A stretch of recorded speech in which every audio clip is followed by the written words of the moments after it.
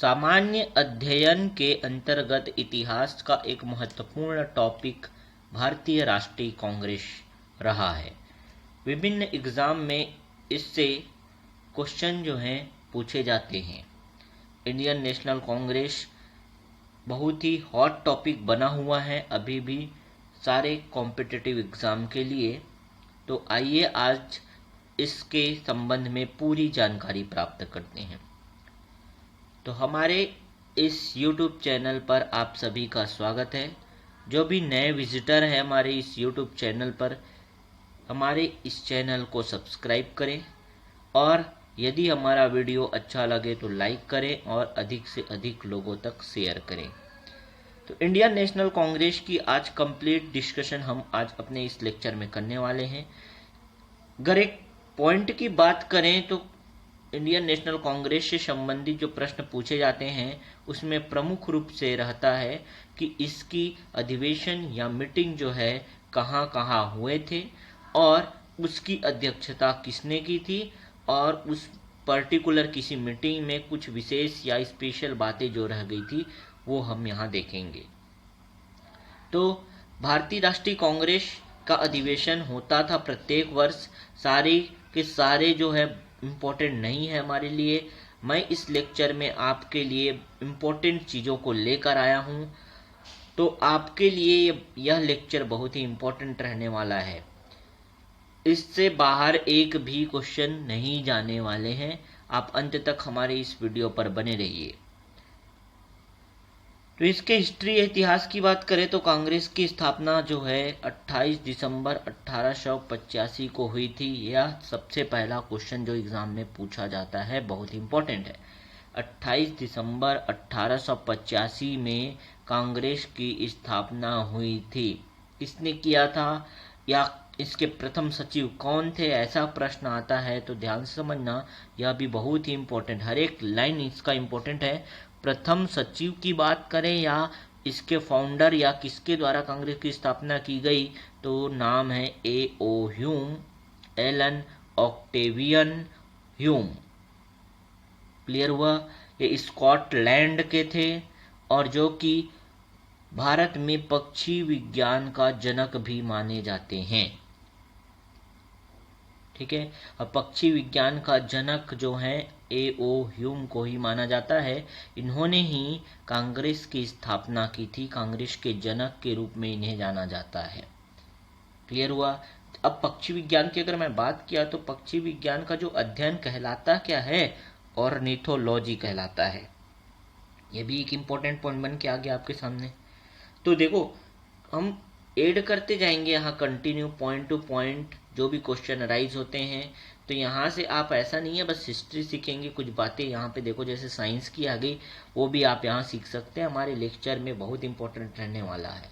ठीक है, बहुत ही अच्छे से इसका स्ट्रक्चर किया गया है। आप अंत तक जरूर देखें, 110% आपको बेनिफिशियल होगा। क्लियर हुआ? तो क्या क्या महत्वपूर्ण बातें हमारे सामने आई कि कांग्रेस की स्थापना जो है 28 दिसंबर 1885 को ही, पहली इंपॉर्टेंट बात, किसके द्वारा किया गया तो A.O. ह्यूम के द्वारा किया गया जो कि स्कॉटलैंड के थे और वो एक पक्षी विज्ञानी थे। क्लियर हुआ? और अगर ये बात किया जाए कि भाई A.O. ह्यूम जो है वो कौन थे तो वो कहाँ थे, क्या थे, कहाँ के सदस्य थे, अगर ऐसा कुछ प्रश्न आता है तो यहाँ देखो आंसर आपको दिखेगा। थियोसॉफिकल सोसाइटी आंदोलन के सदस्य थे A.O. ह्यूम जो है। तो इन्होंने ही कांग्रेस की स्थापना की थी। इनके कांग्रेस के जनक कहे जाते हैं A.O. ह्यूम। यहाँ तक इम्पोर्टेंट पॉइंट समझ आया क्या? चलो ठीक है, इसके मोटो की बात करें, इसके ऑब्जेक्टिव की बात करें या इसके उद्देश्य की बात करें तो कांग्रेस की स्थापना के पीछे उद्देश्य क्या रहा होगा। तो देखो, देश जो है उस समय गुलामी में तो जकड़ चुका था। अब क्या हुआ, कुछ लोग जो है, कुछ शिक्षित लोग जो हैं वो देश को या देश के प्रति सोचते थे। एक कम्युनिकेशन जो चाहिए था उनको कि अंग्रेजों या ब्रिटिशों के बीच और शिक्षित भारतीयों के बीच एक कम्युनिकेशन जो है वो बना रहे, इस हेतु A.O. ह्यूम ने इसका निर्माण या गठन किया था। तो उद्देश्य में समझ आया क्या हमको कि शिक्षित भारतीयों के लिए सरकार में अधिक से अधिक हिस्सेदारी प्राप्त करना और शिक्षितों और ब्रिटिश राज के बीच नागरिक और राजनीतिक संवाद हेतु एक स्टेज या एक मंच तैयार करना इसका उद्देश्य था। ओवरऑल कहें तो एक तरफ शिक्षित भारतीय थे, दूसरे तरफ क्या थे, ब्रिटिशर्स थे। एक तरफ शिक्षित भारतीय और एक तरफ क्या थे, ब्रिटिशर्स थे। इन दोनों के बीच जो है कम्युनिकेशन, बातों का आदान प्रदान अच्छे से हो सके और देश जो है क्योंकि ब्रिटिशों के हाथ में था तो ब्रिटिश के हाथ में रहने के बावजूद शिक्षित लोग जो हैं उसमें हिस्सेदारी प्राप्त कर सकें, इसका ओवरऑल मोटो था। क्लियर हुआ। अब देखो यह जो भारतीय राष्ट्रीय कांग्रेस है उसके कंटिन्यू संचालन के लिए, अच्छी व्यवस्था के लिए इसका बैठक जो है प्रतिवर्ष कराया जाता था। क्लियर हुआ। प्रतिवर्ष इसका बैठक कराया जाता था। तो हम यहाँ बात करेंगे हर एक अधिवेशन की, बैठक कहें या अधिवेशन कहें दोनों का मीनिंग सेम है। तो प्रथम अधिवेशन की बात करें जो बहुत ही इंपॉर्टेंट रहने वाला है, तो देखो प्रथम अधिवेशन जो है 1885 को ही हुआ। कहाँ हुआ? ये जो है पूना में होना था, पहले प्रस्तावित कहाँ था, पूना में, लेकिन वहाँ हैजा फैल जाने के कारण इसे बम्बई स्थानांतरित कर दिया गया। समझ आया क्या कि प्रथम अधिवेशन जो है, अब आपका आंसर समझ आया कि भाई प्रथम अधिवेशन जो है वह बम्बई में हुआ था, जिसे वर्तमान में मुंबई कहा जाता है। लेकिन प्रस्तावित कहाँ था अगर पूछता है क्वेश्चन जो है, तो आपका आंसर होगा पूना में। क्लियर। यहाँ के अगर हम बात करें तो कुछ महत्वपूर्ण बातें निकल के आएगी। देखें अध्यक्षता किसने की थी, ठीक है, उस समय वायसराय कौन से थे, ये सब हम लोग इस प्रथम बैठक के संबंध में या प्रथम अधिवेशन के संबंध में यहाँ जानेंगे। तो देखो प्रथम अधिवेशन जो हुआ बंबई में हुआ, जो पहले कहाँ होना था, पूना में। किस कारण से निरस्त हुआ पूना में? तो हैजा फैल जाने के कारण निरस्त हुआ। 3 पॉइंट समझ आया हमको, ठीक। अगर क्वेश्चन ये भी पूछता है कि भाई प्रथम महासचिव कौन से थे या कौन थे, तो हमको पता है जो जनक, कांग्रेस के जनक हैं वही तो महासचिव हैं, है ना। तो क्या हुआ, A.O. ह्यूम ही भारतीय राष्ट्रीय कांग्रेस के या कांग्रेस के क्या है प्रथम महासचिव थे, ठीक। उस समय वायसराय जो थे कौन थे, लॉर्ड डफरिंग, जिनका कार्यकाल 1884 से 1888 तक रहा। क्लियर हुआ। प्रथम अधिवेशन या बैठक की अध्यक्षता किसने की? बहुत इंपॉर्टेंट, बहुत ही ज्यादा इंपॉर्टेंट है, नाम तो बहुत इंपॉर्टेंट है, बहुत कंफ्यूज भी करता है सभी को। तो अध्यक्षता जो है W.C. बनर्जी ने की। W.C. बनर्जी, व्योमेश चंद्र बनर्जी ने इसकी या प्रथम अधिवेशन की अध्यक्षता की। अब दो नाम बहुत कंफ्यूजन करता है भाई। देखो A.O. ह्यूम और W.C. बनर्जी दोनों ऑप्शन में रहते हैं और दोनों प्रश्न में बनते हैं कि भाई कांग्रेस की स्थापना किसने की, उसमें भी दोनों ऑप्शन मिलेंगे, और कांग्रेस की जो प्रथम बैठक या प्रथम अधिवेशन हुआ था उसकी अध्यक्षता किसने की, उसमें भी ये दोनों ऑप्शन आपको मिलेंगे। क्लियर हुआ। तो आंसर क्या होगा अगर प्रथम बैठक या प्रथम अधिवेशन की अध्यक्षता की बात करते हैं, तो W.C. बनर्जी जो है, व्योमेश चंद्र बनर्जी इसका आंसर होगा। इन्होंने ही प्रथम अधिवेशन की अध्यक्षता की जो कि मुंबई में हुआ, ठीक है। डेट की बात करें तो यह जो है कब से कब तक हुआ, तो 28 दिसंबर 1885 को स्टार्ट हुआ, 3 दिन का बैठक रहा, ठीक है, 28 से 31 दिसंबर तक चला, ठीक है। ओवरऑल 4 दिन कह सकते हैं इसको। समझ आया सभी को? कब तक चला, तो 28 से 31 दिसंबर तक चला। अब विशेष बातें क्या बनकर यहाँ उभर कर आई कि भाई हम प्रत्येक वर्ष दिसंबर माह में INC की बैठक करेंगे। जो भी यहाँ चर्चा हुई उसमें कहा गया कि INC या इंडियन नेशनल कांग्रेस की बैठक जो है हम प्रति वर्ष दिसंबर के माह में करेंगे। ये बातें निकल कर आई सामने। लेकिन ये भी बोला गया कि भाई अगर जरूरत होता है या जरूरत पड़ गया दिसंबर माह से पहले भी हम कुछ विशेष अधिवेशन रख सकते हैं, यह भी बात बोला गया। क्लियर हुआ। अब देखो प्रथम अधिवेशन के संबंध में बहुत ही ज्यादा इंपॉर्टेंट चीज आता है कि यह जो है कहाँ हुआ था तो स्थान स्पेसिफिक उस जगह को, प्लेस को पूछता है। स्थान कहाँ था तो गोकुल दास तेजपाल संस्कृत कॉलेज बम्बई में प्रथम अधिवेशन हुआ। गोकुल दास तेजपाल संस्कृत कॉलेज बम्बई में, नाम याद रहेगा सभी को, गोकुल दास तेजपाल संस्कृत कॉलेज बम्बई। ठीक। कुल प्रतिनिधि कितने थे तो 72। पहले अधिवेशन में कुल 72 लोगों ने भाग लिया। क्लियर हुआ। अब देखो पूरी बातें हम एक बार रिपीट करते हैं, थोड़ा संक्षिप्त में समझते हैं। प्रथम बैठक या प्रथम अधिवेशन जो है पहले पूना में होना था, जो हुआ कहाँ, बम्बई में, क्योंकि पुणे में हैजा फैल गया था। वायसराय उस समय लॉर्ड डफरिन थे और प्रथम अधिवेशन की अध्यक्षता WC बनर्जी ने की। कब से कब तक चला तो 28 से 31 दिसंबर 1885 तक चला। यहाँ विशेष बातें कहें तो यहाँ डिसाइड किया गया कि प्रति वर्ष जो है दिसंबर माह में INC की बैठक होगी और अगर जरूरत पड़ा तो विशेष अधिवेशन रखा जाएगा। ठीक है। कुल प्रतिनिधि की बात करें जिन्होंने प्रथम अधिवेशन में हिस्सा लिया था, ठीक है, तो वो है 72। बहुत इंपॉर्टेंट नंबर है 72। 72 प्रतिनिधि ने प्रथम अधिवेशन में भाग लिया। और एक जगह की बात करें कहाँ हुआ था यह, तो गोकुलदास तेजपाल संस्कृत कॉलेज बम्बई। ठीक है, इतनी बातें याद रहेगी। इससे बाहर कोई भी क्वेश्चन नहीं जाने वाला है, मैं आपको बार बार कह रहा हूं, अंत तक हमारे वीडियो में बने रहिए। बहुत ही अच्छे से स्ट्रक्चर इसका किया गया है। एक भी क्वेश्चन अगर INC से आता है, इंडियन नेशनल कांग्रेस से, आपको एक भी क्वेश्चन छूटने वाला नहीं है, इस बात की गारंटी है। ठीक है। अब देखो INC जैसे ही बना तो कुछ जो है लोगों ने इसके संबंध में विशेष टिप्पणियां की, वह भी कभी कभी एग्जाम में पूछ लिया जाता है। INC के संबंध में इन्होंने क्या क्या टिप्पणियां की, तो कुछ वायसराय जो थे उन्होंने कहा भाई कि जैसे लॉर्ड डफरिन, इसको हम लोग देखते हैं। लॉर्ड डफरिन ने कहा कि जो INC जो है, सभी बातें INC के लिए की गई थी। ठीक है। लॉर्ड डफरिन का कहना था कि सूक्ष्मदर्शी अल्पसंख्यकों की संस्था है। INC जो है सूक्ष्मदर्शी अल्पसंख्यकों की संस्था है, लॉर्ड डफरिन का कहना था, क्योंकि यह जो वृहद रूप से या इसमें जो संख्या है वो ज्यादा नहीं थी और इनका जो सोच विचार था, उनका मानना था कि वो बहुत ही छोटा है, कम दूरी तक है, आगे उन लोग या भविष्य के बारे में नहीं सोच सकते। ये लॉर्ड डफरिन का कहना था।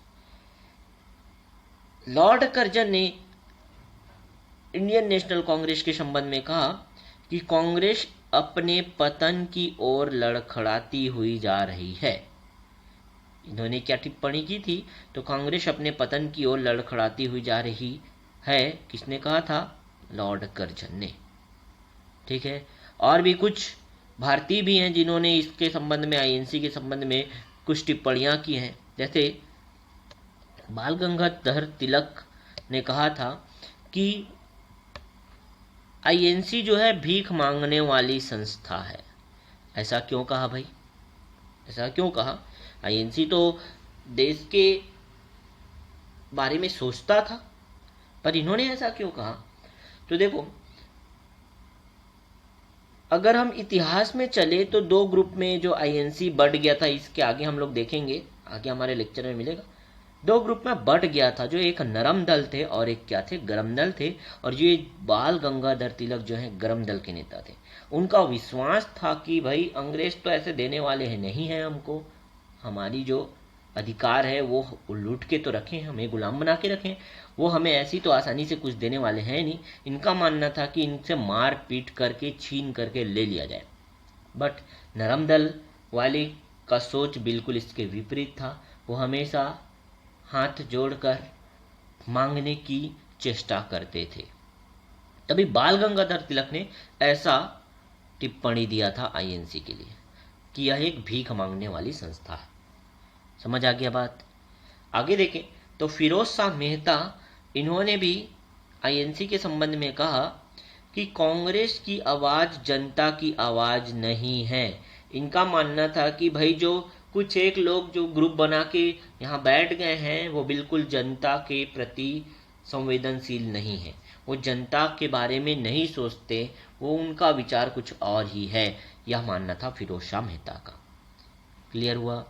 अब देखो कुछ और भी पॉइंट रहते हैं जो एग्जाम में आपके बनते हैं, ठीक है। अच्छे से आप इसको समझोगे कि किसने कांग्रेस के बारे में क्या क्या कहा, तो कुछ बातें और कुछ महत्वपूर्ण लोगों को तो मैंने बता दिया, और भी हैं वो सारे हम देखते हैं यहाँ, ताकि हमारे एग्जाम में कभी कुछ आता है तो एक भी चीज़ें ना छूटे और आप एक बार पढ़ भी लेते हो तो समझ आ गया। कहानी जैसे इसको समझो, जैसे बाल गंगाधर तिलक जो है गरम दल के थे, उन्होंने कांग्रेस के बारे में अच्छी बातें तो नहीं कही है ना, उन्होंने सीधा कहा कि यह एक भीख मांगने वाली संस्था है। आपको भूलने की बात ही नहीं है, भूलने की जरूरत ही नहीं है, आप भूल भी नहीं सकते इसको। समझ आया? ठीक है, तो रट्टा मारने की इसको जरूरत नहीं है, जरूर एक बार एक नज़र आप पढ़ें तो आपको याद रह जाएगा, आपके ध्यान में रह जाएगा। ठीक है, और किसने क्या कहा कांग्रेस के बारे में वो देखते हैं हम लोग। अश्विनी कुमार दत्त का कहना था कि कांग्रेस को इन्होंने 3 दिनों का तमाशा बताया। इनका मानना था कि भाई ये थोड़े दिन तक तो ऐसा संगठन बना के बैठे रहेंगे, बस और कुछ नहीं करेंगे। ठीक है, अश्विनी कुमार दत्त जी कहना था कि कांग्रेस जो है वो 3 दिनों का तमाशा है, सीधा इन्होंने कहा, अश्विनी कुमार दत्त ने। ठीक है, बाल गंगाधर तिलक ने और इसके बारे में कहा, आईएनसी के बारे में, कि यदि वर्ष में हम एक बार मेढक की तरह टर्राएं तो हमें कुछ नहीं मिलेगा। इनका सीधा सा कहना था। ठीक है, इन्होंने भी कटाक्ष किया आईएनसी के ऊपर कि भाई हम प्रतिवर्ष एक बार बैठक ले लेंगे तो कौन सा बहुत बड़ा तीर मार लेंगे, मेढक जैसे एक साल में चिल्लाता है वैसे हम लोग भी चिल्ला लिए, लेकिन हमको मिलेगा क्या? कुछ नहीं मिलेगा, इनका मानना था बाल गंगाधर तिलक का। ठीक है, लाला लाजपत राय जी ने कहा था कि डफरिन के दिमाग की उपज है यह आईएनसी। समझ रहे हो बात? इन्होंने बहुत इंपॉर्टेंट बात कहा और ये इंपॉर्टेंट भी है, एग्जाम में पूछता है लाला लाजपत राय ने, या क्वेश्चन ऐसा आता है आपका कि आईएनसी को या भारतीय राष्ट्रीय कांग्रेस को डफरिन के दिमाग की उपज किसने कहा था, तो आंसर होगा लाला लाजपत राय ने। क्लियर हुआ? आगे देखें तो सर सैयद अहमद खां का कांग्रेस के प्रति विचार यह था कि कांग्रेस न तो लोगों द्वारा प्रेरित था, न ही उसके द्वारा सोचा या योजनाबद्ध किया गया था। ये लोगों द्वारा बिल्कुल भी प्रेरित नहीं था, इनका मानना था। ठीक है, और कोई योजनाबद्ध तरीके से इसे नहीं बनाया गया था, यह मानना था सर सैयद अहमद खां का। ठीक है, तो कुछ इंपॉर्टेंट जो है कथन हम लोगों ने देख लिया, जिन्होंने आईएनसी के संबंध में कुछ बातें कही थी वो हमको समझ आई। ठीक है, अब देखें और इम्पोर्टेंट फैक्ट हमें मिलेंगे, फिर महत्वपूर्ण अधिवेशन की हम चर्चा करते हुए अपने इस लेक्चर को अंत तक ले जाएंगे। क्लियर है? अभी देखते हैं और कुछ इंपॉर्टेंट बातें कि कांग्रेस की घोषणा जो है सर्वप्रथम किस पत्रिका से की गई या किस पत्रिका में की गई। बहुत बार एग्जाम में ये बनता है, तो पत्रिका का नाम पूछा जाता है, सर्वप्रथम किस पत्रिका में की गई या किस पत्रिका से की गई, तो नाम था पत्रिका का क्या? हिंदू पत्रिका। बहुत इंपॉर्टेंट नाम है, याद रखना, और भूलने वाली तो बात ही नहीं है सर, बिल्कुल। ठीक है, अब आईएनसी का नामकरण जो है, पहले इसे कांग्रेस कहा गया, पूर्व नाम में इसे इंडियन नेशनल यूनियन कहा गया था, है ना?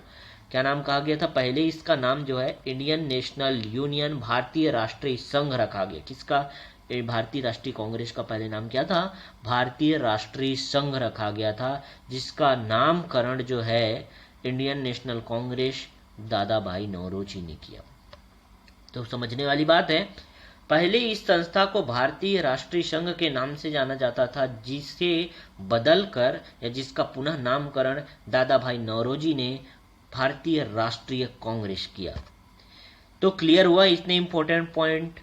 ठीक है, जो भी चीजें आपको छूटेंगी वीडियो बैक कर लेना, अगेन देख लेना, डेफिनेटली आपसे कुछ भी नहीं छूटने वाला। ठीक, तो हम लोगों ने प्रथम अधिवेशन देखा, कांग्रेस की स्थापना कब हुई देखा, उसका उद्देश्य क्या था समझ लिया। ठीक है, कांग्रेस जो इंडियन नेशनल कांग्रेस है उसके संबंध में लोगों के क्या क्या विचार थे वो भी हमने अच्छे से समझ लिया।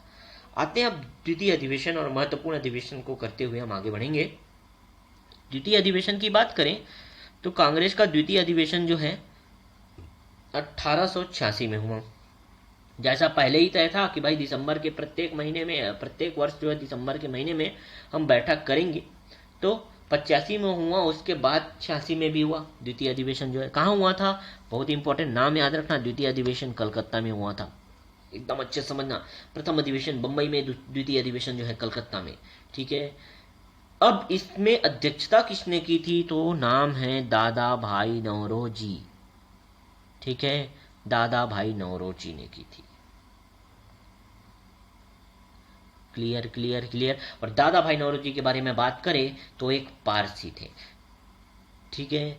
दादा भाई नौरोजी को ही ग्रैंड ओल्ड मैन कहा जाता है। ये भी एग्जाम में बहुत बार पूछता है भाई, क्या बताऊं मैं, क्या बताऊं, इतने इंपॉर्टेंट फैक्ट है हमारे पास। दादा भाई नौरोजी को ग्रैंड ओल्ड मैन कहा जाता है और ये पारसी थे, ठीक है। यह कांग्रेस के प्रथम गैर हिंदू अध्यक्ष भी बने। अगर एग्जाम में आता है कि कांग्रेस के प्रथम गैर हिंदू अध्यक्ष कौन बने, तो आंसर रहेगा दादा भाई नौरोजी। क्लियर हुआ। इसके साथ साथ द्वितीय अधिवेशन जो 1886 में हुआ था, इसके साथ साथ इन्होंने और भी 2 अन्य जगहों पर अध्यक्षता की, तो टोटल 3 जगहों पर या 3 अधिवेशन में दादा भाई नौरोजी जी ने अध्यक्षता की, ठीक है। आगे देखेंगे हम लोग। और ये कम से कम ये सन जरूर याद रखें, 1886 में इन्होंने की पहली बार, फिर 1893 में दूसरी अध्यक्षता की और 1906 में इन्होंने तीसरी अध्यक्षता की जो है। तो 3 बार इन्होंने अध्यक्षता की, तीनों का मैंने सन बता दिया। क्लियर हुआ, ठीक। अब दादा भाई नौरोजी के बारे में बात आई तो 2 इंपॉर्टेंट पॉइंट जो है, एक तो क्या था कि दादा भाई नौरोजी को ग्रैंड ओल्ड मैन कहा जाता है और इन्होंने एक बुक लिखी थी, बहुत इंपॉर्टेंट है, ठीक है। एक बुक लिखी थी, क्या था उसका नाम, the poverty and un British rule in India. देखो स्क्रीन पे क्लियर नहीं दिख रहा होगा आपको, थोड़ा जूम करता हूँ। The poverty and un British rule in India, ठीक है। रिपीट कर दिया हूं मैं, आप लिख लेना अपने नोटबुक में, अगर एक नोट बनाते हुए मेंटेन करते हुए चल रहे हैं तो, ठीक है। अब देखो दादा भाई नौरोजी द्वारा और क्या काम किया गया था, तो राष्ट्रीय आय की गणना जो है इन्होंने ही सर्वप्रथम की थी। तो 3 इंपॉर्टेंट पॉइंट कि दादा भाई नौरोजी को ग्रैंड ओल्ड मैन कहा जाता है, इन्होंने एक बुक लिखी जो फेमस बुक एग्जाम में कई बार पूछता है, the poverty and un British rule in India, और सर्वप्रथम राष्ट्रीय आय की गणना भारत में किसने की थी, तो दादा भाई नौरोजी ने की थी। इतने इंपॉर्टेंट पॉइंट जो है और फैक्ट जो है हम लोगों ने यहाँ डिस्कस किया, याद रहेगा सभी को, ठीक। अब देखो सब महान लोगों ने तो कुछ कुछ बातें कह दी थी आईएनसी के बारे में, गांधी जी का विचार भी इसके संबंध में आया और इन्होंने कहा, लेकिन गांधी जी ने आईएनसी को जो भी कहा वो आज़ादी के बाद कहा। उनका कथन या उनका टिप्पणी जो है आज़ादी के बाद आया। उन्होंने कहा कि कांग्रेस को अब समाप्त कर देना चाहिए। ये महात्मा गांधी का कथन था कांग्रेस के प्रति, क्योंकि उनका मानना था कि जिस उद्देश्य से कांग्रेस का निर्माण किया गया था वह तो कंप्लीट हो गया, तो अब इस संगठन को अब समाप्त कर देना चाहिए, ठीक है। इसलिए उन्होंने ऐसी टिप्पणी की थी। तो ये बहुत बार एग्जाम में पूछता है, आज़ादी के पश्चात आईएनसी पर गांधी जी का विचार यह था कि कांग्रेस को समाप्त कर दो भाई। अब क्लियर हुआ, चल। तो यहां तक बातें समझ आई। हम लोगों ने प्रथम अधिवेशन देखा जो बंबई में हुआ, द्वितीय अधिवेशन देखा जो कलकत्ता में हुआ, अध्यक्षता किसने किसने की, ये भी बातें समझ आ गई हमको, ठीक है। और कांग्रेस के प्रथम गैर हिंदू अध्यक्ष कौन बने, तो दादा भाई नौरोजी बने। याद रखना वो एक पारसी थे, गैर हिंदू, ठीक है। तृतीय अधिवेशन की बात करें, तृतीय अधिवेशन की बात करें तो देखो तृतीय अधिवेशन जो है 1887 में हुआ। क्रम चल रहा है कंटिन्यू, 85, 86 और 87। तो 1887 में तृतीय अधिवेशन हुआ। कहाँ हुआ सर, यह हुआ मद्रास में। कहाँ हुआ, मद्रास में 1887 में तृतीय अधिवेशन हुआ। और यहाँ जो है अध्यक्षता की थी, बहुत इंपॉर्टेंट नाम है, बदरुद्दीन तैयबजी। बहुत इंपॉर्टेंट नाम, बदरुद्दीन तैयबजी। क्यों इंपॉर्टेंट है, क्योंकि यह आईएनसी या भारतीय राष्ट्रीय कांग्रेस के प्रथम मुस्लिम अध्यक्ष थे। एग्जाम में ध्यान रखना, पहले जो बने हिंदू बने भाई, हिंदू पहले हिंदू बनाए, हिंदू को अध्यक्षता करवाए। दूसरे में पारसी आ गए भाई, पारसी दादा भाई नौरोजी। तीसरे में कौन आ गया, तीसरे में मुस्लिम आ गए। अरे कुल मिला के इनका मोटो क्या था, देश के सभी लोगों को सभी जगह से जोड़ना। आप देखोगे कि पहला जो है कहाँ हुआ, पहला अधिवेशन बंबई में हुआ, दूसरा जो है कलकत्ता में पूर्व की तरफ चले गए, और तीसरा जो अधिवेशन है मद्रास में नीचे की तरफ आ गए। समझ रहे हो? तो सब जगह इसको पूरा फैलाना था, सीधी सी बात है। और अलग अलग इन्होंने क्या किया, देखो धर्म के लोगों को भी जोड़ने के लिए अच्छा टेक्निक इन्होंने क्या किया, अपनाया। और भाई इन्होंने अध्यक्षता भी ऐसे ऐसे लोगों को दी, पहले हिंदू को, फिर पारसी को, फिर मुस्लिम को, ताकि सभी धर्म समुदाय के लोग इस संगठन में जुड़ सके। समझ आ रहा है? तो बदरुद्दीन तैयब जी ने तृतीय अधिवेशन जो 1887 में हुआ मद्रास में, उसकी अध्यक्षता की, और वो इंडियन नेशनल कांग्रेस, भारतीय राष्ट्रीय कांग्रेस के प्रथम मुस्लिम अध्यक्ष। इंपॉर्टेंट बातें समझ आई। और इसके साथ ही साथ इन्होंने एक नारा दिया, बहुत इंपॉर्टेंट नारा है, बदरुद्दीन तैयब जी द्वारा दिया गया था, कि इन्होंने कहा कांग्रेसी बनो। कांग्रेसी बनो का नारा किसने दिया? बदरुद्दीन तैयब जी ने। क्लियर हुआ? पूरी बातें क्लियर हो गई। बहुत इंपॉर्टेंट चीज को हम डिस्कस कर रहे हैं। ठीक, नेक्स्ट अधिवेशन की बात करें, जो चतुर्थ अधिवेशन या चौथा अधिवेशन जो है 1888 में हुआ।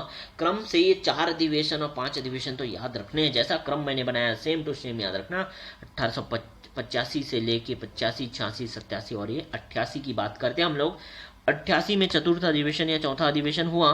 कहाँ हुआ सर? इलाहाबाद में हुआ, इलाहाबाद में। और इसके जो अध्यक्ष थे वो थे जॉर्ज यूले। बहुत इंपॉर्टेंट नाम, फिर अगेन अगेन जॉर्ज यूले, बहुत इंपॉर्टेंट नाम है भाई, जॉर्ज यूले। चतुर्थ अधिवेशन की अध्यक्षता किसने की?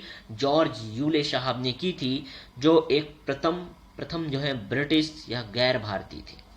अब देखो 4 नाम थे, चारों इंपॉर्टेंट हैं, चारों के चारों नाम बहुत इंपॉर्टेंट। WC बनर्जी की बात करें, दादा भाई नौरोजी की बात करें, ठीक है, जॉर्ज यूले की बात करें, या हमारे पास बदरुद्दीन तैयब जी थे उनकी बात करें, तो 4 नाम, 4 अधिवेशन। ठीक है, एक बार रिपीट करूं, प्रथम में WC बनर्जी, ठीक है, द्वितीय की बात करें तो द्वितीय में दादा भाई नौरोजी जी, तृतीय अधिवेशन में बदरुद्दीन तैयब जी, और चतुर्थ अधिवेशन में जॉर्ज यूले। जॉर्ज यूले जो है प्रथम ब्रिटिश या गैर भारतीय थे जिन्होंने इंडियन नेशनल कांग्रेस या भारतीय राष्ट्रीय कांग्रेस की अध्यक्षता की।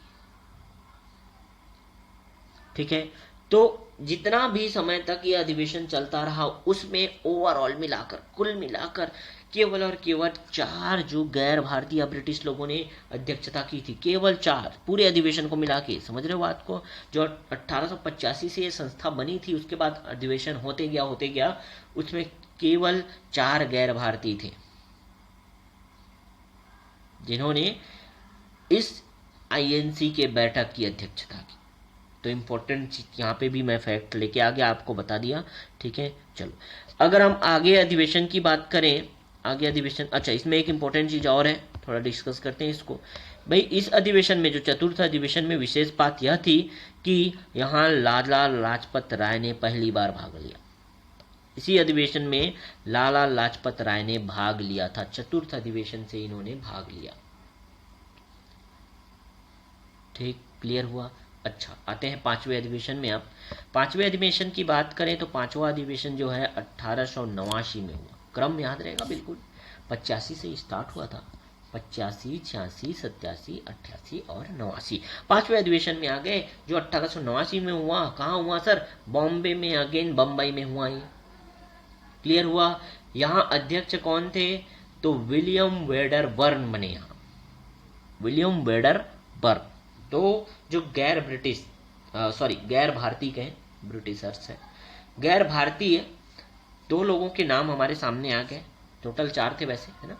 तो देखो 5वें अधिवेशन में विलियम वेडर बर्न ने अध्यक्षता की थी, जो बॉम्बे में हुआ था। और ये कौन थे ये भाई साहब? ठीक है, इन्होंने ही A.O. ह्यूम की बायोग्राफी लिखी, बहुत इंपॉर्टेंट है ये। विलियम वेडर बर्न जो है, इन्होंने ही A.O. ह्यूम जो कांग्रेस के जनक कहे जाते हैं, उनकी बायोग्राफी लिखी। ठीक है, और इसमें कुछ विशेष बातें क्या रही, तो प्रथम बार, पहली बार महिलाओं ने इस अधिवेशन में भाग लिया। वो कौन सा अधिवेशन था? 5वां अधिवेशन, जो कि बॉम्बे में हुआ। अब क्वेश्चन बनता है कि प्रथम बार भारतीय महिलाओं ने किस अधिवेशन में भाग लिया? तो सर वो था 5वां अधिवेशन, जो कि 1889 में हुआ। और कहाँ हुआ? बॉम्बे या बम्बई में। क्लियर हुआ? चलो आते हैं नेक्स्ट अधिवेशन में। अब ये क्रम तक हम तो 5 क्रम याद रखेंगे अच्छे से। उसके बाद हम लोग आते हैं नेक्स्ट अधिवेशन में। तो उसमें हमारी बारी आती है क्या? 1893। महत्वपूर्ण अधिवेशन को देखने वाले हैं। तो अगला अधिवेशन, महत्वपूर्ण अधिवेशन है 1893 का अधिवेशन, जो कि कहाँ हुआ था? लाहौर में। बहुत इंपॉर्टेंट है सर, स्क्रीन पे थोड़ा जूम करते हैं। 1893 का जो अधिवेशन है वो लाहौर में हुआ था। कब हुआ? 1893 में लाहौर में हुआ। कहाँ हुआ? लाहौर में हुआ। यहाँ इसकी अध्यक्षता दादा भाई नौरोजी ने की थी। ठीक है, जैसे हम लोगों ने देखी कि दादा भाई नौरोजी ने 3 बार अध्यक्षता की थी, तो ये दूसरा अध्यक्षता था इनका भाई। ठीक है, 1893 लाहौर में दादा भाई नौरोजी ने अध्यक्षता की थी। और विशेष बात इस अधिवेशन में रखी गई कि जो इंडियन सिविल सर्विस का एग्जाम है वो कराया जाए। भारत में ही ICS परीक्षा की मांग की गई। जो इंडियन सिविल सर्विस में ज्वाइन या अपॉइंट होते थे, उनके लिए एग्जाम जो है या परीक्षा जो है भारत में ही कराया जाए, इसकी मांग की गई। कौन से अधिवेशन में? 1893 के लाहौर अधिवेशन में, जिसकी अध्यक्षता दादा भाई नौरोजी ने की थी। क्लियर हुआ? चलो आते हैं 1896 की अधिवेशन की बात करते हैं। अगला अधिवेशन जो 1896 के अधिवेशन में क्या था? तो 1896 का अधिवेशन जो है कहाँ हुआ? कलकत्ता में हुआ। और इसके अध्यक्ष रहीमतुल्ला शयानी जी थे। रहीमतुल्ला शयानी, नाम बिल्कुल याद रखेंगे। रहीमतुल्ला एम शयानी नाम था इनका। ठीक है, रहीमतुल्ला शयानी नाम से इसे आप याद रख सकते हो। ठीक है, कहाँ हुआ? कलकत्ता में हुआ।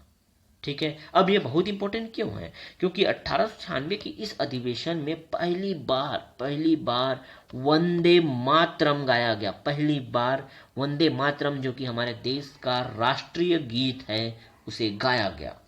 कौन से अधिवेशन में? कलकत्ता अधिवेशन में। ठीक है, वंदे मातरम गाया गया। कब गाया गया? 1896 में। 1896 के कलकत्ता अधिवेशन में पहली बार वंदे मातरम गाया गया। और उस समय हिंदू मुस्लिम की एकता देखते बनती थी। आप देखो, रहमतुल्ला एम सयानी जी थे अध्यक्ष, जिन्होंने वंदे मातरम गाया। आज तो हम वंदे मातरम के लिए लड़ाई कर रहे हैं, कोई हिंदू है, कोई मुस्लिम है। समझ रहे हो? तो उस समय एकता बहुत जबरदस्त थी। तो पहली बार वंदे मातरम कौन से अधिवेशन में गाया गया? कलकत्ता के अधिवेशन में गाया गया 1896 में, जहां अध्यक्षता रहमतुल्ला एम सयानी जी ने की थी। अब वंदे मातरम के संबंध में कुछ बातें जो है एग्जाम में पूछी जाती हैं, हम उसके बारे में समझे। तो वंदे मातरम हमारे देश का राष्ट्रीय गीत है। समझ आया? ठीक है, कहाँ से लिया गया है? तो आनंद मठ से लिया गया है। आनंद मठ जो है किसके, इसके रचनाकार कौन है? तो भाई बंकिम चंद्र चटर्जी जी हैं इसके रचनाकार। तो वंदे मातरम के संबंध में इंपॉर्टेंट फैक्ट हमारे सामने आ गया, हमने इसको भी डिस्कस किया। एग्जाम में पूछता है सर, बिल्कुल। ठीक है, चलो आगे आते हैं। तो इतनी बातें हमको अच्छे से समझ आई। क्लियर? अब आते हैं INC के अगले अधिवेशन जो 1905 में हुआ। इंपॉर्टेंट, मैं कह रहा हूं, क्रम नहीं, क्रम बिल्कुल आप नहीं सोचोगे कि हम क्रम से पढ़ रहे हैं। इंपॉर्टेंट अधिवेशन की बात करें, बहुत इंपॉर्टेंट। और इससे ज्यादा हर एक अधिवेशन को आपको पढ़ने की बिल्कुल जरूरत नहीं है। यही जितना हमारे पास यहाँ पे संग्रहित है वही आपको पढ़ना है। ठीक है, तो INC के अधिवेशन के अगले अधिवेशन की बात करें जो 1905 में हुआ था। कब हुआ था सर? 1905 में। कहाँ हुआ? वाराणसी या बनारस में हुआ। ठीक है, जहां अध्यक्ष गोपाल कृष्ण गोखले जी थे। गोपाल कृष्ण गोखले जी। ठीक है, गोपाल कृष्ण गोखले जी को गांधी जी का राजनीतिक गुरु कहा जाता है। इंपॉर्टेंट है सर, गांधी जी का राजनीतिक गुरु कौन है? एग्जाम में आता है, नाम याद रखोगे। गोपाल कृष्ण गोखले जी तो जो थे गांधी जी के राजनीतिक गुरु थे। ठीक है, विशेष बातें क्या आई यहाँ? तो यहाँ बंग भंग आंदोलन का समर्थन किया गया।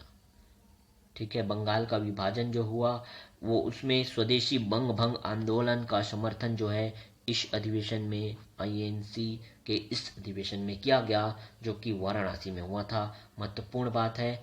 ठीक है, तो कब हुआ? 1905 में। कहाँ? वाराणसी में। अध्यक्ष कौन? तो गोपाल कृष्ण गोखले। गोपाल कृष्ण गोखले कौन? तो गांधी जी के राजनीतिक गुरु। क्लियर हुआ? अगले इंपॉर्टेंट अधिवेशन की बात करें जो कि है आईएनसी अधिवेशन 1906 की। 1906 जो है अधिवेशन कलकत्ता में हुआ। अगेन दादा भाई नौरोजी जी ने इसकी अध्यक्षता की। और यहाँ विशेष बात यह है कि सर्वप्रथम स्वराज शब्द का प्रयोग किया गया। एग्जाम में आता है सर, स्वराज शब्द का प्रयोग कौन से अधिवेशन में या किस भारतीय राष्ट्रीय कांग्रेस अधिवेशन में किया गया? तो 1906 के अधिवेशन में किया गया, जो कि कलकत्ता में हुआ। और स्वराज शब्द का सर्वप्रथम प्रयोग दादा भाई नौरोजी द्वारा किया गया था। क्लियर हुआ?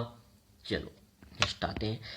1907 के अधिवेशन की बात करें जो कि सूरत में हुआ था। कहाँ हुआ था? 1907 का अधिवेशन देखो, ये बहुत इंपॉर्टेंट, अब मैं बता दूंगा, बहुत इंपॉर्टेंट अधिवेशन है। 1907 का अधिवेशन जो है कहाँ हुआ था? सूरत में हुआ था। सूरत नाम याद रखोगे सर, सूरत में, सूरत सूरत सूरत सूरत में क्या रखा है? सीरत। देखो ठीक है, 1907 के अधिवेशन की बात करें तो सूरत में हुआ था, जहां अध्यक्षता की थी रास बिहारी घोष ने।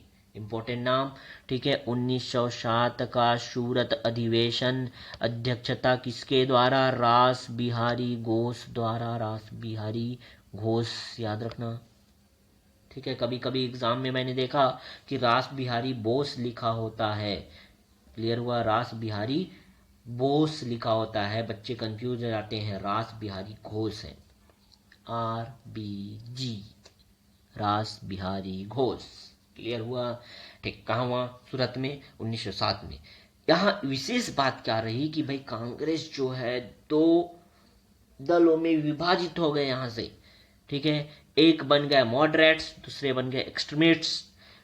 नरम दल और गरम दल का यहाँ पे निर्माण हो गया। समझना, कांग्रेस जो है टूट गया और दो दलों में विभक्त हो गए, एक नरम दल और दूसरा गरम दल। कौन से अधिवेशन में? सूरत के अधिवेशन में। इंपॉर्टेंट है भाई, नरम दल और गरम दल। कांग्रेस का जो दो पार्टी बना, दो दल बना, कौन से अधिवेशन में बना? सूरत अधिवेशन में, जिसके अध्यक्ष रास बिहारी घोष थे। क्लियर? नरम दल के प्रमुख की बात करें तो इसके प्रमुख थे गोपाल कृष्ण गोखले, और गरम दल के प्रमुख जो हैं बाल गंगाधर तिलक। बाल गंगाधर तिलक जो हैं गरम दल के या एक्सट्रीमिस्ट के क्या थे? प्रमुख थे। और मॉडरेट्स या नरम दल की बात करें तो गोपाल कृष्ण गोखले इसके प्रमुख थे। ठीक है, दो दलों में विभाजन हुआ सूरत के अधिवेशन में। आगे आते हैं तो 1911 के अधिवेशन की चर्चा करें, जो कि कांग्रेस के अधिवेशन का 27वां अधिवेशन था। ठीक है, 1911 में हुआ। कहाँ हुआ? कलकत्ता में। अगेन इंपॉर्टेंट नाम, कलकत्ता अधिवेशन 1911। और अध्यक्ष थे बिशन नारायण दर। धर भी लिखा होता है, बिशन नारायण धर। ठीक है, तो इसमें कंफ्यूज नहीं होगे, बिशन नारायण दर या धर। ठीक है, अब यहाँ विशेष बातें क्या रही? तो पहली बार जन गण मन गाया गया। जन गण मन जो हमारे देश का राष्ट्रगान है, पहली बार कलकत्ता अधिवेशन में ही गाया गया, जो कि 1911 में हुआ, जिसके अध्यक्ष थे बिशन नारायण धर। क्लियर? ठीक है, इसे मॉर्निंग सॉन्ग भी कहा जाता है। मॉर्निंग सॉन्ग के नाम से, या मॉर्निंग सॉन्ग किसे कहते हैं? तो जनगण मन को ही कहते हैं। इसके रचयिता रविंद्रनाथ टैगोर जी थे। क्लियर हुआ? तो इंपॉर्टेंट बात, दोनों राष्ट्रगान की बात करें, राष्ट्रीय गीत की बात करें, दोनों जो है कलकत्ता अधिवेशन में हुआ था। डेट याद रखेंगे बस। ठीक है, चलो अगले महत्वपूर्ण अधिवेशन की बात करें, जो है क्या? 1916 का अधिवेशन, जो कि हुआ कहाँ था? लखनऊ में। और इसके अध्यक्ष थे अंबिका चरण मजूमदार। क्लियर हुआ? और यहाँ इंपॉर्टेंट बातें क्या निकल कर आई? नरम दल और गरम दल के मध्य समझौता हो गया। बहुत अच्छी बात हुई। यहाँ आईएनसी के संबंध में देखा जाए तो जो जो चीजें गड़बड़ हो गई थी वो बहुत अच्छा चीज हुआ यहाँ, तो नरम दल और गरम दल के मध्य समझौता हो गया। विशेष बात ये थी 1916 में नरम दल और गरम दल दोनों जो अलग हुए थे सूरत के अधिवेशन में, वो दोनों क्या हो गए, फिर मिल गए, समझौता हुआ। और इस समझौता हुआ उसके साथ साथ एक और इम्पोर्टेंट बात ये भी निकली कि इंडियन नेशनल कांग्रेस या भारतीय राष्ट्रीय कांग्रेस और मुस्लिम लीग जो बना था, कब बना था उसकी चर्चा करेंगे। मुस्लिम लीग जो है 30 दिसंबर 1906 में बना, ठीक है, ढाका में बना था। और इसके फाउंडर या जनक जो है सर आगा खां थे, ठीक है। इन्होंने मुस्लिम लीग की स्थापना कर दी थी 1906 में। अब क्या हुआ कि इंडियन नेशनल कांग्रेस, भारतीय राष्ट्रीय कांग्रेस और ये जो मुस्लिम लीग, दो अलग अलग लीग थे या दो अलग अलग संगठन थे, दोनों इसी अधिवेशन में, लखनऊ के 1916 अधिवेशन में ही क्या हुए, दोनों जो हैं मिल गए और इसे लखनऊ समझौता के नाम से जाना जाता है। लखनऊ पैक्ट या लखनऊ समझौता क्या था, समझ आया क्या?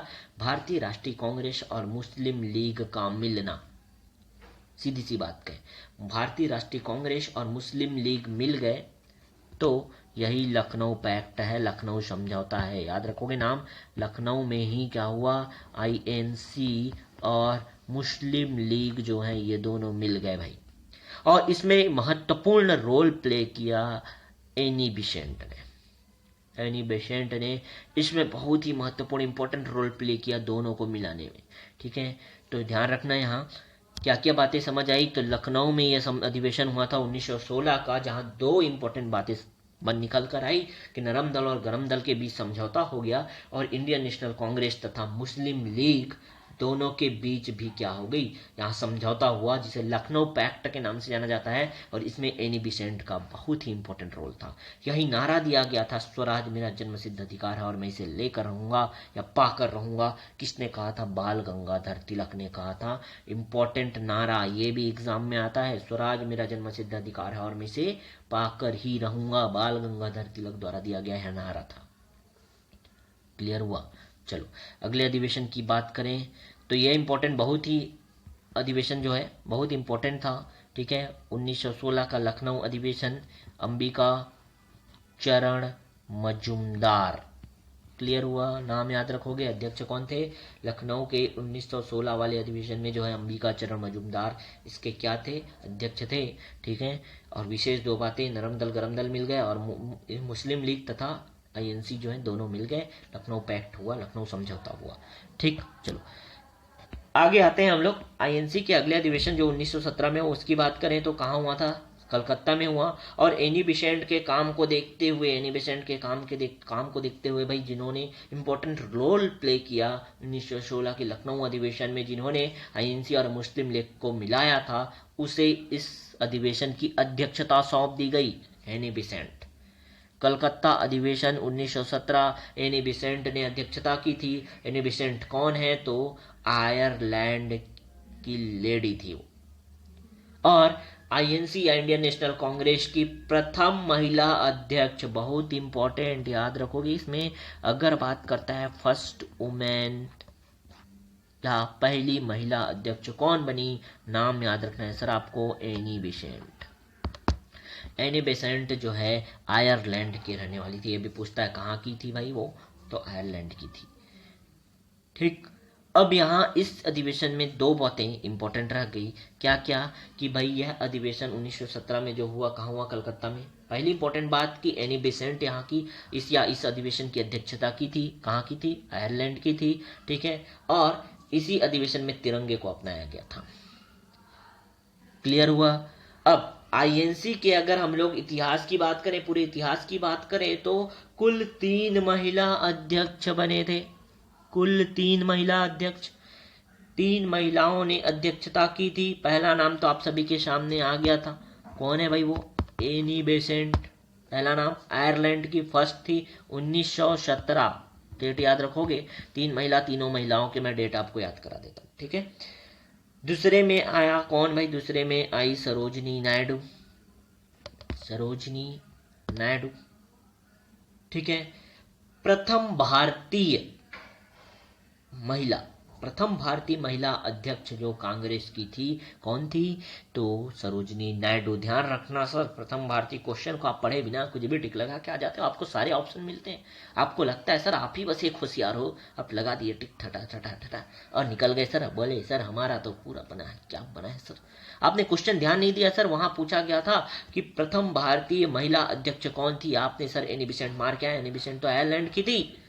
प्रथम महिला अध्यक्ष में सही आंसर एनी बेसेंट है, लेकिन अगर बोलता है क्वेश्चन में कि प्रथम भारतीय महिला अध्यक्ष जिन्होंने भारतीय राष्ट्रीय कांग्रेस की अध्यक्षता की थी, तो नाम है उनका सरोजिनी नायडू। क्लियर हुआ? कब की थी? 1925 में। ठीक है, आखिरी नाम, तीसरा जो नाम है बहुत इंपॉर्टेंट। तीसरे नाम की बात करें, तीसरे नाम में देखते हैं, चलो तीसरा नाम देखते हैं, नलिनी सेन गुप्ता। ठीक है, तीसरा नाम नलिनी सेन गुप्ता, आपको यहां मिल जाएगा। हमारे इस वीडियो में पूरा नाम क्लियर लिखा हुआ है, आप नोट डाउन कर लेना। नलिनी सेन गुप्ता, इन्होंने 1933 में इसकी अध्यक्षता की थी। तो एक बार रिपीट करूं मैं तीनों नाम को। ठीक है, तो पहले एनी बेसेंट 1917, 1925 में सरोजिनी नायडू और 1933 में नलिनी सेन गुप्ता। तीन नाम याद रहेंगे। आप देखोगे क्या भाई, इनमें 8-8 साल का अंतर है, तो डेट याद रखने में कोई प्रॉब्लम नहीं होगी। 1917 में एनी बेसेंट, 8 साल जोड़ दो। 1925 में सरोजिनी नायडू जो प्रथम भारतीय महिला अध्यक्ष थी, और 8 साल बाद पुनः एक महिला अध्यक्ष जो बनी वो नलिनी सेन गुप्ता 1933 में। याद रहेगा, इंपॉर्टेंट फैक्ट हम लोगों ने यहाँ भी बताया। अगले अधिवेशन की बात करें जो है 1918 का अधिवेशन कहाँ हुआ? बम्बई में हुआ। और इसके अध्यक्ष कौन बने? तो भाई सैयद हसन इमाम बने। ठीक है, सैयद हसन इमाम इसके अध्यक्ष बने। और ये जो है कांग्रेस का विशेष अधिवेशन था जो 1918 में दिसंबर से पहले बुलाया गया था, जहां रूलेट एक्ट पर चर्चा की गई थी और मौलिक अधिकारों पर चर्चा की गई थी। बहुत इंपॉर्टेंट, विशेष अधिवेशन जो है बुलाया गया था कब? 1918 के इस बम्बई अधिवेशन में, जहां सैयद हसन इमाम ने इसकी अध्यक्षता की थी, जहां रोलेट एक्ट पर चर्चा की गई थी और साथ ही साथ अपने मौलिक अधिकारों पर भी चर्चा की गई थी। ठीक है, तो इंपॉर्टेंट है यहाँ। अगले अधिवेशन में देखें तो 1919 का अधिवेशन जो कि अमृतसर में हुआ, और इसी समय जो है जलियांवाला बाग हत्याकांड 13 अप्रैल जो 1919 में हुआ था। इंपॉर्टेंट डेट याद रखना, ये भी एग्जाम में पूछता है। जलियांवाला बाग हत्याकांड कब हुआ? 13 अप्रैल 1919 में। इसका विरोध किया गया था अमृतसर के इस अधिवेशन में जो कि 1919 में हुआ, जहां अध्यक्षता की थी मोतीलाल नेहरू ने। ठीक है, अगले आईएनसी अधिवेशन में देखें तो 1920 का अधिवेशन है जो कि कलकत्ता में हुआ। ठीक है, इसकी अध्यक्षता लाला लाजपत राय जी ने की थी। ठीक, और यह भी एक विशेष अधिवेशन था जिसमें असहयोग आंदोलन का सबसे पहले प्रस्ताव रखा गया, किंतु पारित नहीं हुआ। असहयोग आंदोलन का यहाँ प्रस्ताव तो रखा गया 1920 के कलकत्ता अधिवेशन में, जहां अध्यक्षता लाला लाजपत राय ने की थी। विशेष अधिवेशन रखा गया था, लेकिन पारित नहीं हुआ। पुनः 1920 में वार्षिक अधिवेशन की बारी आई। ठीक है, और वहां जो है कहाँ हुआ? तो नागपुर में हुआ। अध्यक्ष वीर राघवाचारी थे। ठीक है, और यहाँ असहयोग आंदोलन का प्रस्ताव पारित कर दिया गया। तो इंपॉर्टेंट है यह अधिवेशन, ध्यान रखना। 1920 का यह अधिवेशन बहुत इंपॉर्टेंट। क्या क्या हुआ सर, एक बार थोड़ा हम लोग यहाँ समरी देखें। तो पहले जो है विशेष अधिवेशन रखा गया जो कि कोलकाता में हुआ, कलकत्ता में हुआ। पहला विशेष अधिवेशन यहाँ पे 1920 में विशेष अधिवेशन रखा गया जो कि कलकत्ता में हुआ, और यहाँ अध्यक्षता लाला लाजपत राय ने की थी। क्लियर हुआ? लेकिन यहाँ बात जो रखा गया था असहयोग आंदोलन का प्रस्ताव, वो बिल्कुल भी पारित नहीं हुआ। तो क्या हुआ? वार्षिक अधिवेशन, जब 1920 का वार्षिक अधिवेशन जो दिसंबर के महीने में हुआ, कहाँ हुआ? नागपुर में हुआ, और यहाँ अध्यक्ष वीर राघवाचारी बने। ठीक है, और यहाँ असहयोग आंदोलन का प्रस्ताव पारित हो गया। तो 1920 में ही हुआ, लेकिन वार्षिक अधिवेशन में हुआ। विशेष अधिवेशन में असहयोग आंदोलन पारित नहीं हुआ था। ठीक है, आगे 1923 के अधिवेशन की बात करें जो कि दिल्ली में हुआ, यहाँ अध्यक्षता की थी मौलाना अबुल कलाम आज़ाद, जो कांग्रेस के सबसे युवा अध्यक्ष माने जाते हैं। 35 वर्ष में इन्होंने अध्यक्षता की थी। बहुत इंपॉर्टेंट नाम, मौलाना अबुल कलाम आज़ाद। दिल्ली का अधिवेशन था, ठीक है। नेक्स्ट अधिवेशन की बात करें 1924 में, जो कि 40वां अधिवेशन, कांग्रेस का 40वां अधिवेशन रहा और 1924 में हुआ। बहुत इंपॉर्टेंट, ये तो सबसे ज़्यादा इंपॉर्टेंट, बहुत बार पूछा जाता है। यहाँ अध्यक्षता की थी महात्मा गांधी ने। कहाँ हुआ था? बेलग्राम या बेलगांव, जो कि कर्नाटक में है। पूछा जाता है बेलगांव कहाँ है? कर्नाटक में है, ठीक है। बेलगांव या बेलगाम, जहाँ पे महात्मा गांधी ने अध्यक्षता की थी। कब की थी? 1924 में उसकी अध्यक्षता, ठीक है, गांधी जी ने की थी और गांधी जी द्वारा एकमात्र अध्यक्षता की गई थी यहाँ बेलगांव में, जो कि कर्नाटक में स्थित है, ठीक है। यहाँ बात करें तो विशेष बात यह रहा कि कांग्रेस और मुस्लिम लीग अलग हो गए। 1924 के इस 40वें अधिवेशन में बेलगांव में जो हुआ था, अध्यक्षता महात्मा गांधी ने की थी और कांग्रेस और मुस्लिम लीग दोनों अलग हो गए थे इस अधिवेशन में। तो 1924 के कांग्रेस अधिवेशन जो कि बेलगांव में हुआ था कर्नाटक में, अध्यक्षता महात्मा गांधी द्वारा की गई थी, ठीक है। और गांधी जी द्वारा एकमात्र अध्यक्षता की गई थी कांग्रेस की। वो नाम याद रखोगे, बेलगांव में 1924 का अधिवेशन, जहां विशेष बात यह रही कि कांग्रेस और मुस्लिम लीग क्या हो गए? अलग हो गए, ठीक है। चलो आते हैं नेक्स्ट अधिवेशन में, जो कि 1925 में हुआ। अध्यक्ष यहाँ सरोजिनी नायडू, मैं क्रम याद कराया था सभी को, ठीक है। तीन महिला थे टोटल, ठीक है, जिसमें प्रथम भारतीय महिला अध्यक्ष कौन बनी थी? सरोजिनी नायडू। 1925 के अधिवेशन में, जहां कानपुर में यह अधिवेशन हुआ था। कहाँ हुआ था अधिवेशन जो है? 1925 का अधिवेशन कानपुर, 1925 जगह कानपुर। अध्यक्ष सरोजिनी नायडू, प्रथम भारतीय महिला अध्यक्ष। और विशेष बात यहाँ क्या रहा कि हसरत मोहानी ने सर्वप्रथम पूर्ण स्वराज का प्रस्ताव दिया। पूर्ण स्वराज का प्रस्ताव हसरत मोहानी ने दिया इसी अधिवेशन में। और इसी अधिवेशन में विजयी विश्व तिरंगा प्यारा यह गाना गाया गया। जो विजयी विश्व तिरंगा प्यारा है, यह झंडा गीत है और इसकी रचना श्याम लाल गुप्त पार्षद ने की थी। इंपॉर्टेंट फैक्ट समझ आया सभी को, ठीक। प्रथम भारतीय महिला अध्यक्ष जिन्होंने अध्यक्षता की थी सरोजिनी नायडू। कौन से अधिवेशन में? 1925 के कानपुर अधिवेशन में। क्लियर हुआ, ठीक है। चलो आते हैं 1927 के कांग्रेस अधिवेशन में, जो कि मद्रास में हुआ था, ठीक है। और यहाँ अध्यक्षता किसने की थी? Doctor M.A. अंसारी ने की थी। और विशेष बात यह था कि यहाँ साइमन वापस जाओ का नारा दिया गया था। इसी अधिवेशन में साइमन वापस जाओ का नारा दिया गया 1927 के मद्रास अधिवेशन में। 1929 के अधिवेशन की बात करें, जो कि लाहौर में हुआ था। लाहौर में रावी नदी के किनारे 1929 का अधिवेशन, जहां अध्यक्ष जवाहरलाल नेहरू, जिन्होंने प्रथम बार अध्यक्षता की थी। बहुत इंपॉर्टेंट नाम, जवाहरलाल नेहरू हमारे देश के प्रथम प्राइम मिनिस्टर थे। इतना इंपॉर्टेंट नाम। पहली बार कांग्रेस या आईएनसी की अध्यक्षता कहाँ की थी? लाहौर में रावी नदी के किनारे 1929 में अधिवेशन की अध्यक्षता की थी। विशेष बात यह रहा कि पूर्ण स्वराज का प्रस्ताव यहाँ पारित कर दिया गया और 26 जनवरी 1930 को पूर्ण स्वराज मनाने का घोषणा कर दिया गया। बहुत इंपॉर्टेंट है। यहाँ देश आज़ादी के राह पर तो चल निकला था इस समय, और 26 जनवरी 1930 को इस अधिवेशन में पूर्ण स्वराज मनाने का या पूर्ण स्वराज दिवस मनाने का जो घोषणा है वह कर दिया गया था। 1929 के लाहौर अधिवेशन, जो कि रावी नदी के किनारे हुआ था, अध्यक्ष थे जवाहरलाल नेहरू।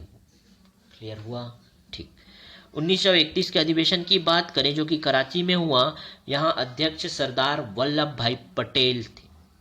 कराची के 1931 के अधिवेशन में अध्यक्ष सरदार वल्लभ भाई पटेल, जहां विशेष बात गांधी इरविन समझौते को स्वीकार कर लिया गया और मौलिक अधिकारों की मांग सर्वप्रथम इसी अधिवेशन में की गई थी। दो इंपॉर्टेंट बात, गांधी इरविन समझौता जो हुआ उसे स्वीकार कर लिया गया और मौलिक अधिकारों की मांग इसी अधिवेशन में की गई थी। कराची के 1931 अधिवेशन में जो कि अध्यक्ष थे यहाँ के सरदार वल्लभ भाई पटेल।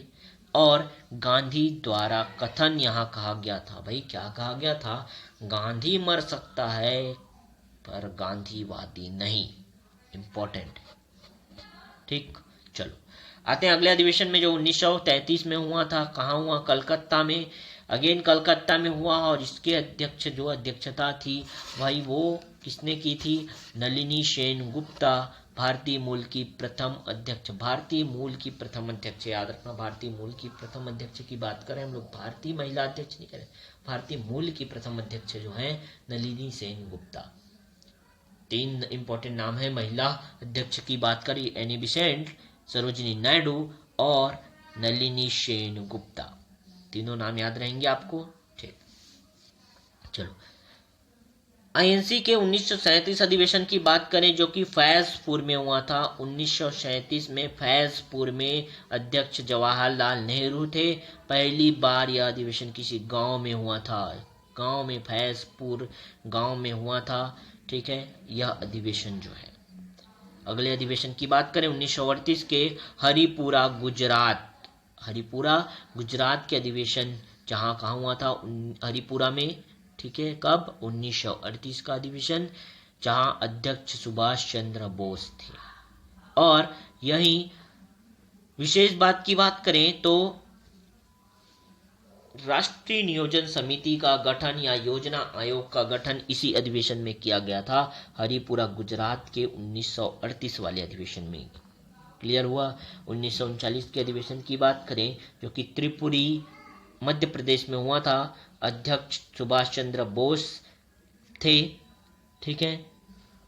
इन्होंने क्या किया था कि गांधी जी द्वारा जिन्हें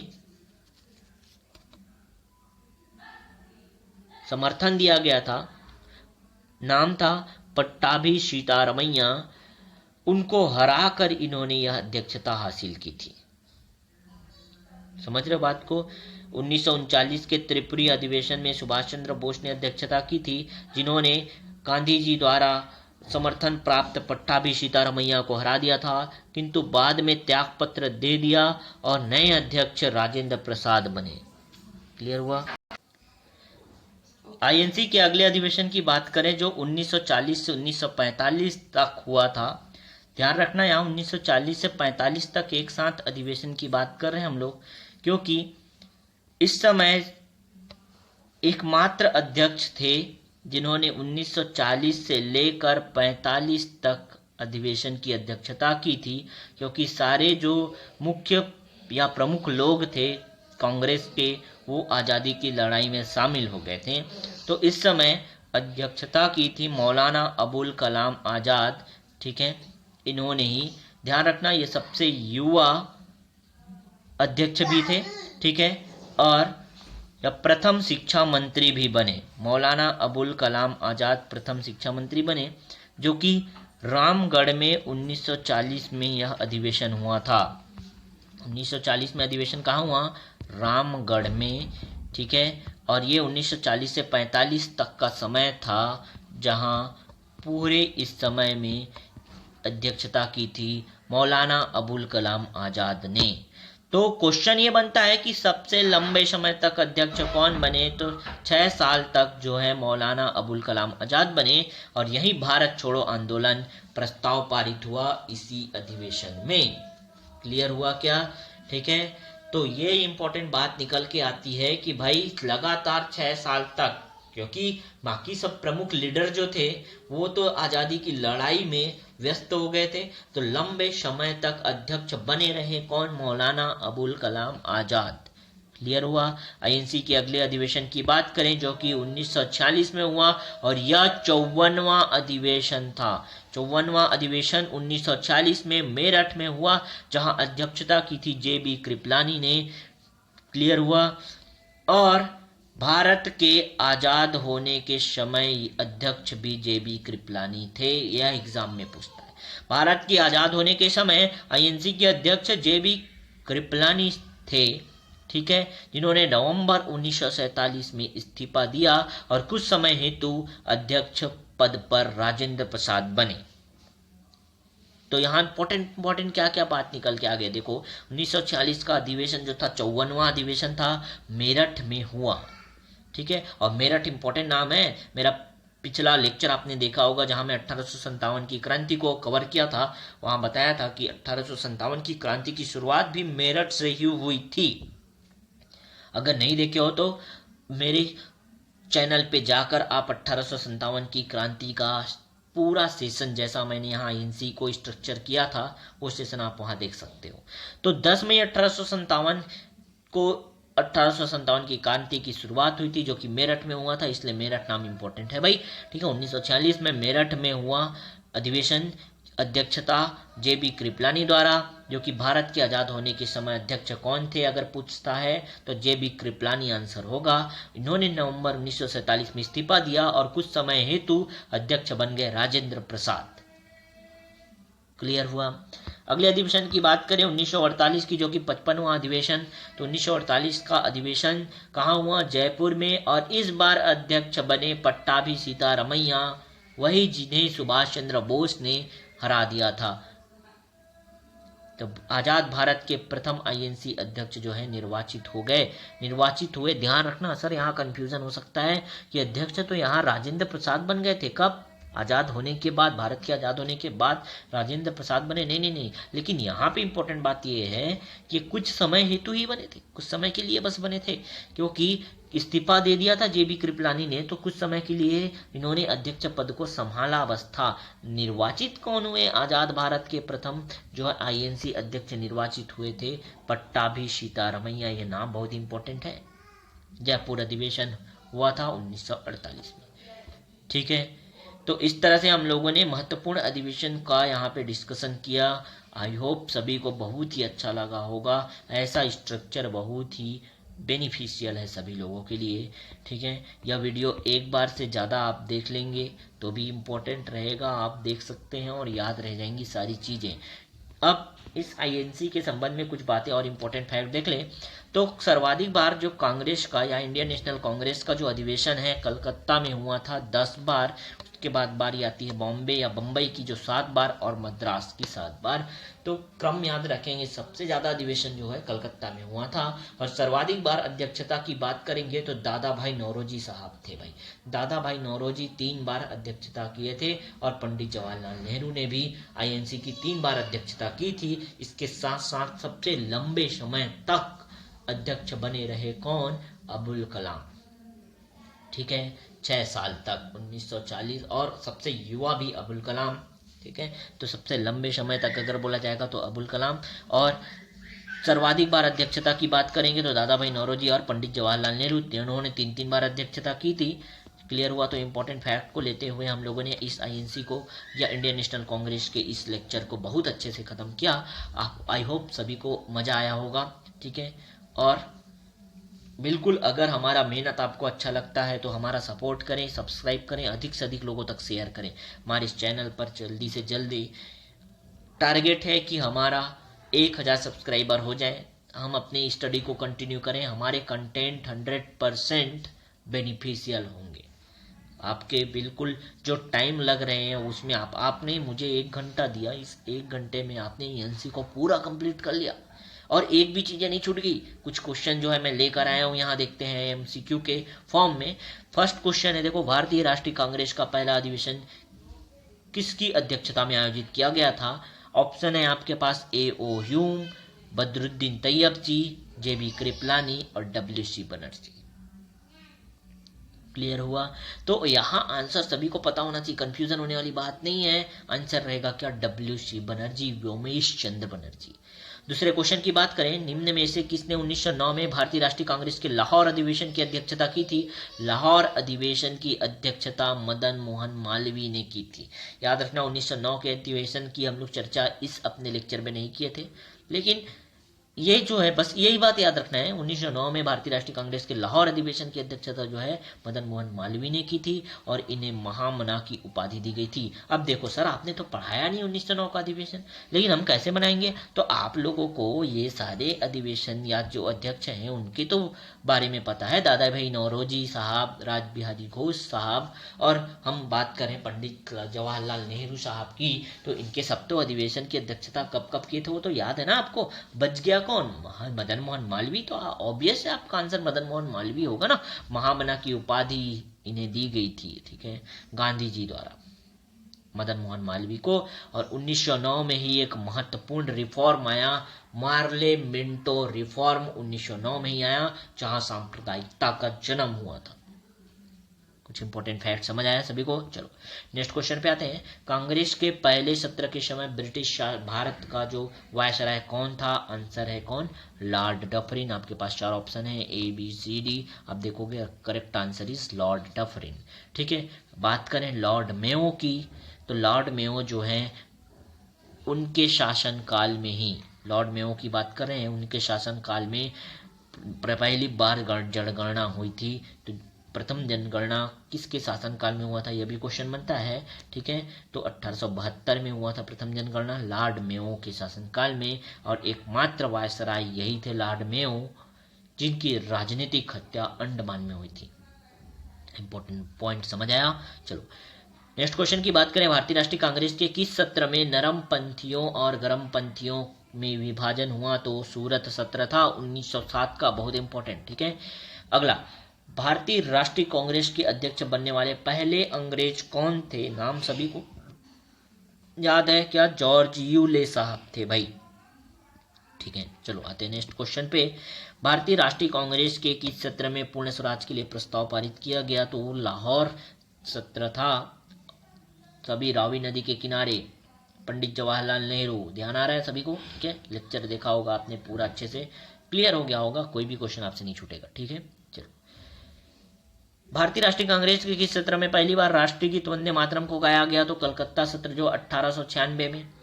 ठीक है, चलो आगे देखें। भारतीय राष्ट्रीय कांग्रेस के 27वें सत्र में जनगणमन सबसे पहले गाया गया, तब भारतीय राष्ट्रीय कांग्रेस के अध्यक्ष कौन थे? यह भी कलकत्ता में हुआ था और उस समय पंडित बिशन नारायण धर थे। ठीक है, और रहीमतुल्ला एम शयानी जिनके अध्यक्षता में ही वंदे मातरम गाया गया था। समझना बात को, इनके अध्यक्षता में क्या किया गया था? वंदे मातरम गाया गया था। लेकिन यहाँ बात किया गया है जनगणमन का, तो यहाँ सही आंसर है कौन? पंडित बिशन नारायण धर। ठीक है, अगले क्वेश्चन को देखें। स्वतंत्रता के बाद जयपुर में आयोजित होने वाले भारतीय राष्ट्रीय कांग्रेस के अध्यक्ष कौन थे?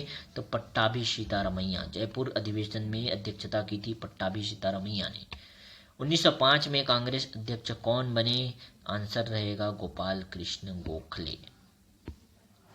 जब भारत को स्वतंत्रता मिली तब कांग्रेस के अध्यक्ष कौन थे? महत्वपूर्ण सवाल है यह भी।